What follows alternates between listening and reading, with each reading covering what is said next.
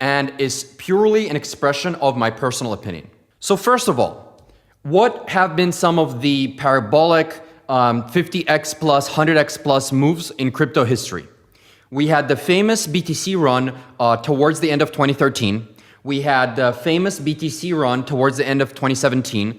We had a very famous Ethereum parabola, which finished in January 2018. Dash and Tron in 2017 did great. XRP from 2016 to 2018 did amazing. You had the Link run up between 2018 and 2021. You had the famous Sol close to 100x, I believe, in 2021. AVAX 100x in 2021. Phantom almost 2000x last cycle. Doge was a incredibly popular parabola in 2021. SHIB did incredibly well towards the end of 2021, and so on and so forth, right? So what are we trying to do here? What we're trying to do here is to answer the following question. What are some of the things that these parabolas have had in common, right? What are some of the factors that they share that we can hypothesize contributed greatly towards their not only parabolic, but also a very rapid rise? We're going to be discussing 17 factors that are driving parabolic crypto asset growth. So first things first, and personally, I consider this to be by far the most important factor. It is having a cult-like community. Crypto cults resemble emerging internet mini religions, which frankly, in my opinion, is the single most bullish factor that not just a crypto token, but really any financial instrument can have. Achieving a cult status provides a number of beneficial and powerful dynamics to the coin. People make the coin their whole identity. Essentially, the goal is to build an army that takes over the internet. People are unlikely to dabble and trade with other coins or even trade in general. The community becomes a second family for holders. You get what we call free cult labor, which is essentially a fancy way of saying community members working for the coin for free or near free. You have high emotional resonation, you have high inspiration per capita, you have a high sense of meaning, and all of the above makes it much more likely for holders to not only diamond hand, but also evangelize. The collective's mission becomes more important than an individual's profit. You also get lower turnover, you get high stickiness, you get high loyalty. Essentially, people join and they don't leave. And ultimately, you get a high percentage of people that hodl the asset, which ultimately is the key to crypto success. What are some of the best examples from history for this particular factor? In my opinion, it is BTC, arguably the strongest cult in crypto history, if not in the history of finance. You have XRP, you have Link, which was kind of a crazy cult between 2018 and 2021. You have Doge, which was a very powerful community in the 2021 cycle.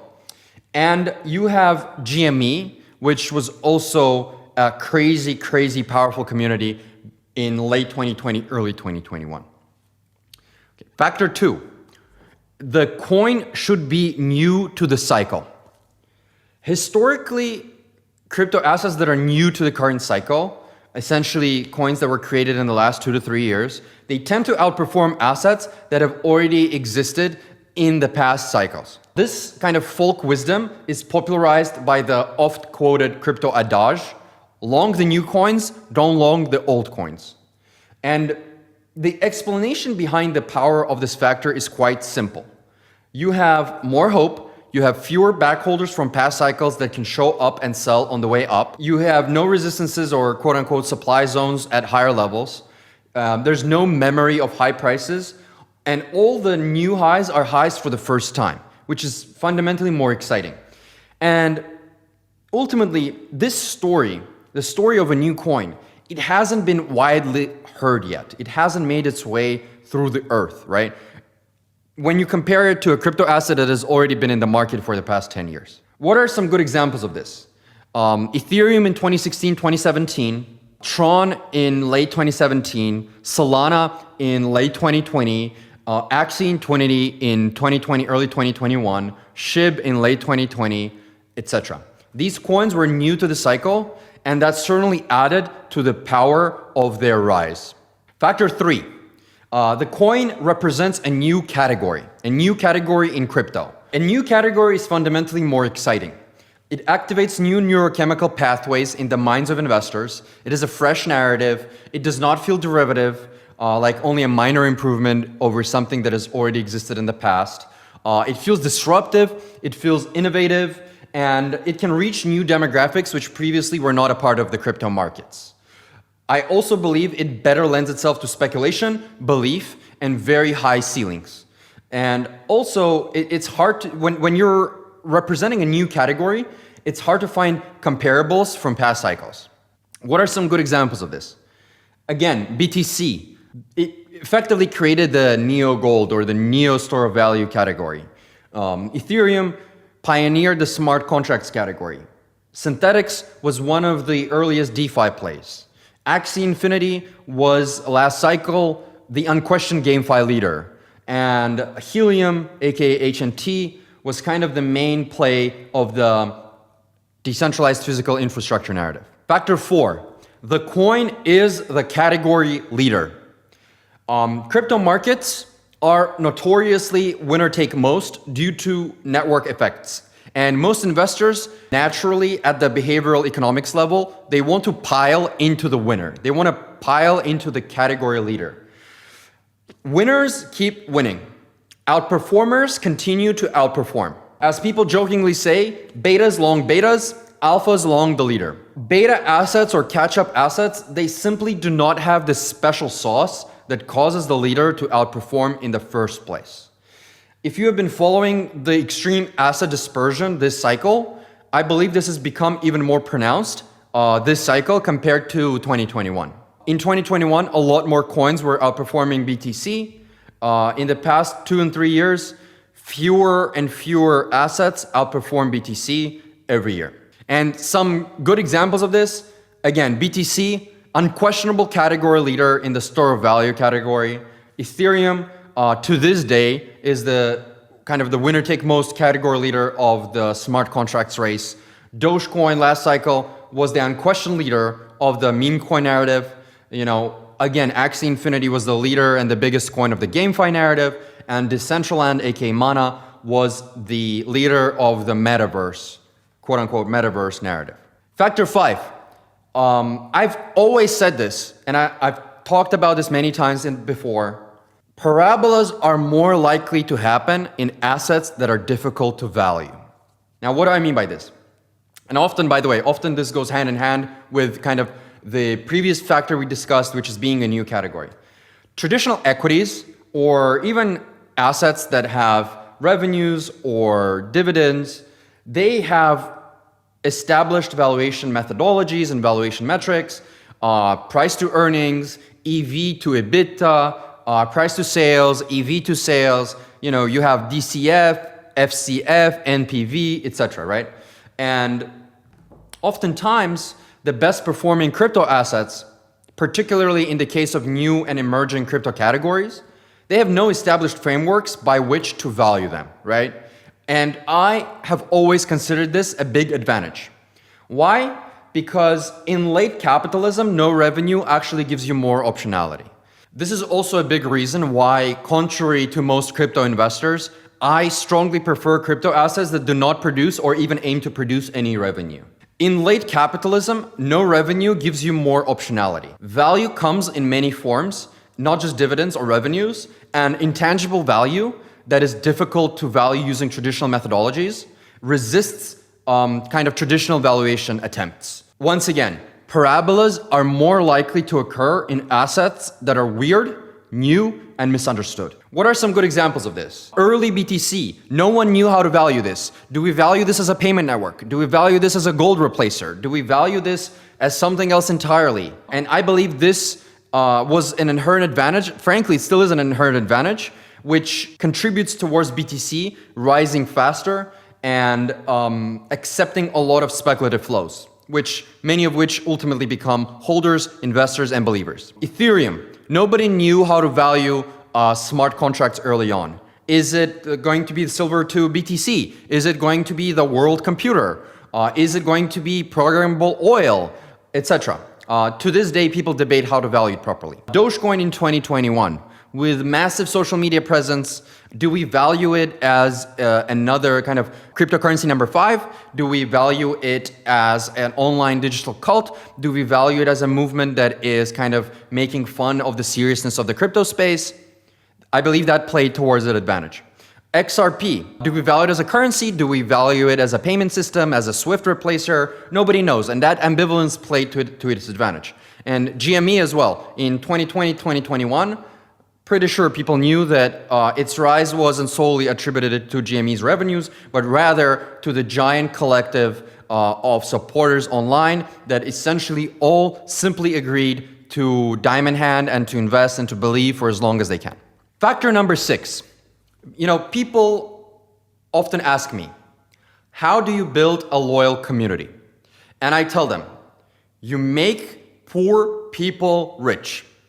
That's it. That's the most important factor. More precisely, you have to kind of look for the following situation. Is the coin already making a significant number of retail participants so far this cycle wealthier? In my opinion, the key to build a powerful retail community is to make lower middle class, and upper middle class people 10x richer. And many of these people will become full-time evangelists for the coin. This is how you build virality. This is how you build a strong foundation. Bonus points, in my opinion, if the coin makes people richer gradually rather than all at once. Because when you kind of all come together on a journey, on an adventure, you develop lore, you develop inside jokes, memes, you develop battle scars that you are not only proud of, but also you remember fondly later on. And it's just much more exciting to do this slowly, steadily, and gradually, rather than all kind of in a single second. In my opinion, in general, with few exceptions, ultra wealthy people are useful, but are often more cynical and less loyal to a cause, as they have a more diversified array of fun things going on in their life. They don't need to spiritually go all into a single community. This is why I believe on the retail side, it's the lower middle classes, middle class, upper middle class participants that actually represent the greatest source of value. I believe this is the ultimate use case of crypto and blockchain technology. To combine technology, memetics, social media, and a financial asset in order to create social Schelling points, which redistribute a slice of global wealth to early adopters and believers. The other way to think of it is, in my opinion, the purpose of crypto is to essentially bring forward selective UBI. What are some great examples of this? Bitcoin made a lot of its early Bitcoin Talk supporters very wealthy. And a lot of them to this day are lifelong supporters and evangelists of BTC. XRP, I believe the reason it pumped once again in 2024 is because the people that invested in 2016, 2017, they, to this day, are sitting on large unrealized profits, and in their mind, it's going to go much higher. They continue to stay loyal throughout all these years. Dogecoin, a lot of their early supporters were already wealthy by the time late 2020 came about. So during the 2020-2021 parabola, Dogecoin became their full-time thing. GME made a lot of early participants wealthy, and they just became full-time supporters as the parabola was happening.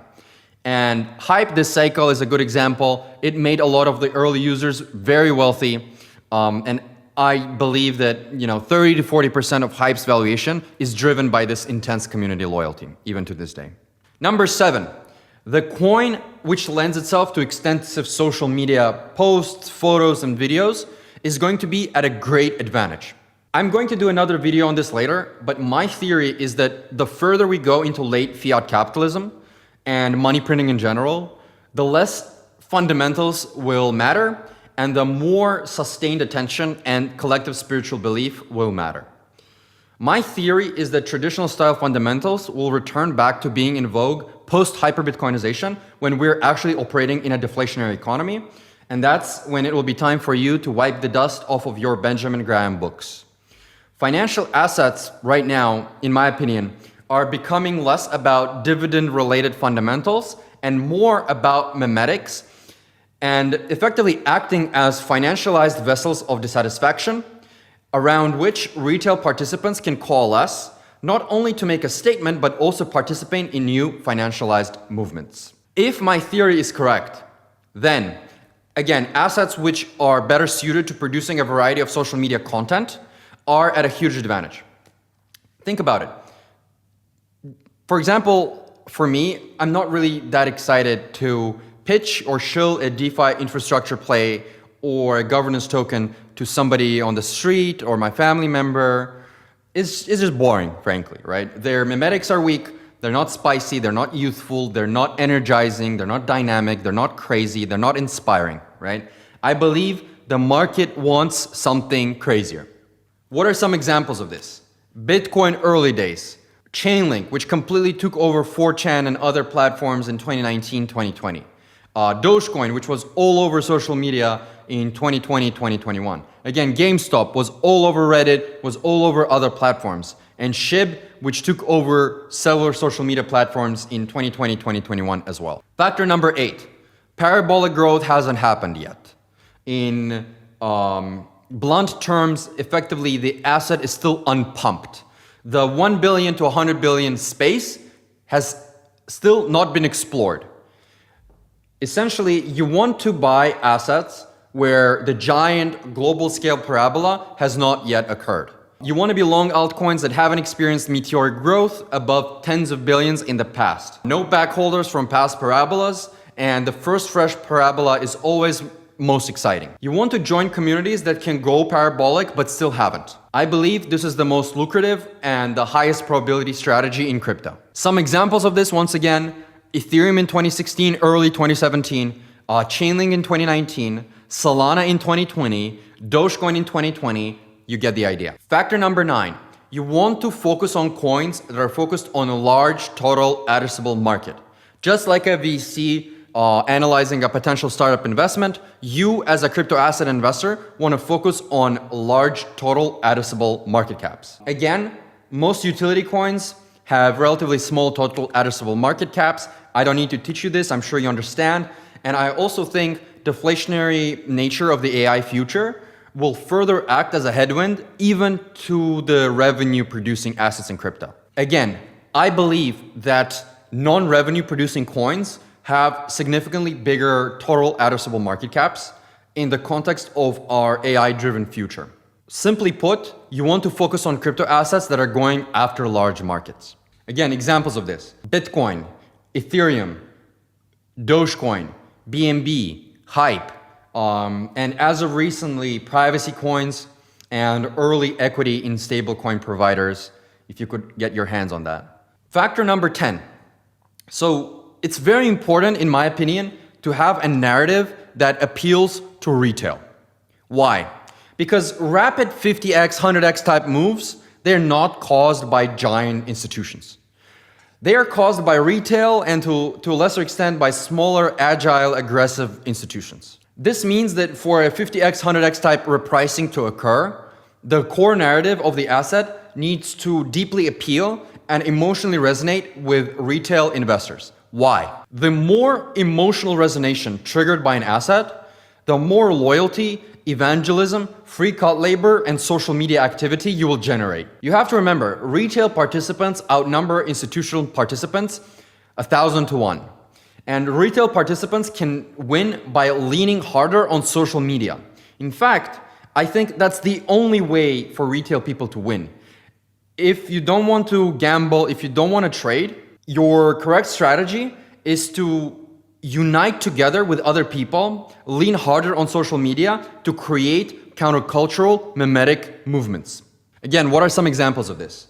Early Bitcoin, XRP, Doge, GME, Axie Infinity. You get the idea. Factor 11, ambitious targets. Ambitious targets, in my opinion, are an incredibly important factor. You know, the higher the community target, the higher the eventual result. As they famously say, shoot for the stars, end up at the moon.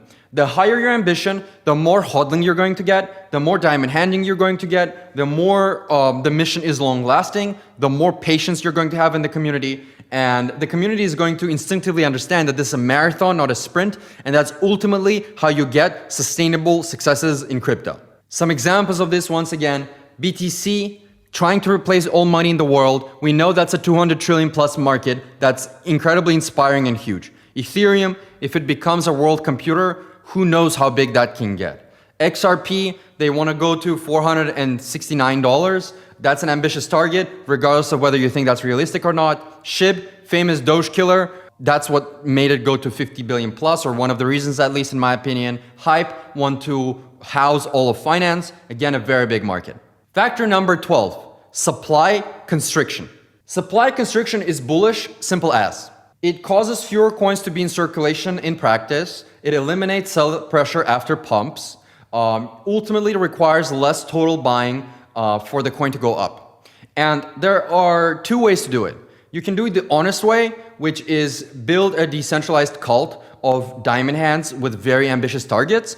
Or you can do it the dishonest way, which is a centralized team who directly or indirectly control 80% of the supply. If you know, you know. I really prefer not to speak. You get the idea. Some examples of this in history. Bitcoin, I believe they diamond handed in an honest way by creating the right culture.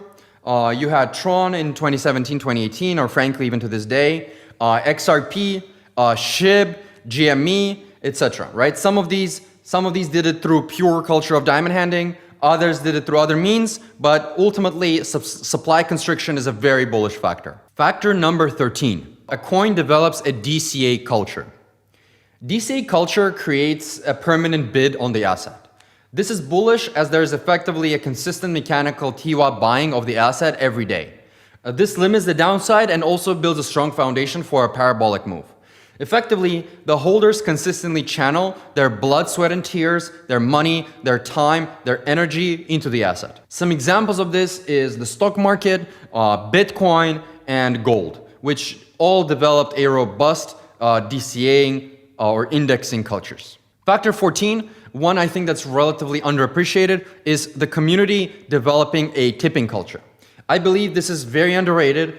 I think it can massively turbocharge internal loyalty, atmosphere, and vibes in the community. It makes the community feel like a second family. It makes community members feel appreciated. The gesture is often more meaningful than even the raw amount. And Doge famously developed an extensive tipping culture in the community, even prior to the arrival of Elon Musk. I think the best examples of this in crypto history are Dogecoin and BTC. Factor 15. This is having external trends as tailwinds. A crypto asset possesses a great advantage, in my opinion, if there are a number of trends occurring outside of crypto that stand to be continuous tailwinds for that specific crypto asset. Very obvious and kind of surface level examples are monetary debasement consistently benefiting BTC or bank closures benefiting privacy coins. What are some of the best examples of this in history? I would say Bitcoin, gold, and GME. Factor number 16. This, some would argue, is less important than others, but for me personally, it's very important. This is essentially an asset being a resistance asset rather than a compliance asset. What is the difference? A compliance asset, when you're buying it, you're essentially strengthening the existing system, right? While a resistance asset, you're trying to build something new, create a new store of value. You're essentially trying to route around the system and create new financial platforms, financial assets, monetary assets, etc. I think this is quite important because I frankly believe that in the long run, resistance assets are going to win. I think both God and the streets are on the side of resistance assets. And I believe that even me personally, it's just much more exciting to be a part of something new rather than being a part of something old. And finally, we come to factor 17, which I would pragmatically argue is the most important or the second most important factor. And this is this coin outperforming BTC this cycle so far? Is this coin outperforming BTC this year so far, right? Because here's the thing, right?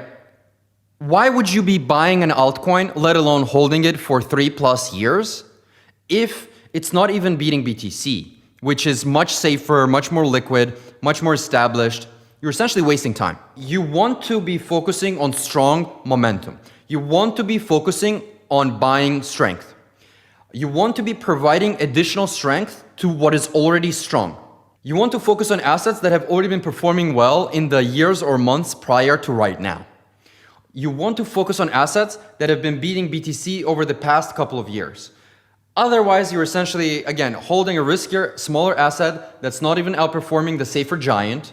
And you're what are you doing? You're effectively praying for an old school alt season or a round of 2021 style central bank stimulus to bail you out. This is not a good strategy. You have to buy what is already strong with or without you. More on this later. So putting this all together, right? We have a list of factors that can help create a parabolic growth. Once again, let's look at all of them. You want to be focused on cult-like communities. You want to be focused on coins new to this cycle. You want to be focused on coins that represent a new category. You want to be focused on category leaders. You want to be focused on crypto assets that are difficult to value. You want to be focused on things that make retail rich or is in the process of already making retail people richer. They become your loyal supporters. You want to focus on coins that have the potential of going viral on social media, that lend themselves to massive amounts of social media material. You want to focus on coins that still have not experienced global-wide parabolic growth yet. You want to focus on large markets. You want to focus on narratives that will appeal to retail at the emotional level. You want to focus on coins and communities that have very, very ambitious, borderline delusional targets. You want to focus on coins that have some level of supply constriction. You want to focus on coins with a DCA culture, with a tipping culture. You want to focus coins that will have continuous multi-month, better yet multi-year tailwinds. You want to focus on coins that are a part of the resistance assets. And last but not least, you want to focus coins that already, right now, have very strong momentum. So what is our goal here? Our goal here is to find altcoins that satisfy as many of these factors as possible to maximize our probability of winning in the coming months and years. We come back to the last factor, right? Because this is, I think, is the second or the first most important factor, and this is where you're going to be sourcing your investment candidates from. I think this is the smart play. Again, buy what's already strong. Which altcoins satisfy as many of these factors as possible? Your task as a crypto investor is the following, in my opinion. You have to figure out which coins can realistically go to 100 billion plus, right? 2, you have to figure out which coins satisfy as many of our factors as possible. And you have to buy, hodl, DCA, evangelize, and contribute to the mission. Instead of praying and hoping for an alt season, this is what you should be doing. Essentially, you should pick a community and you should become an active part of it. This is how you win. The game has changed. Praying for a wide-ranging alt season is not only unwise, but also simply represents your lack of agency. This leads to what is becoming, in my opinion, the next stage of crypto, and frankly, the next stage of investing in general. Something I call participatory investing.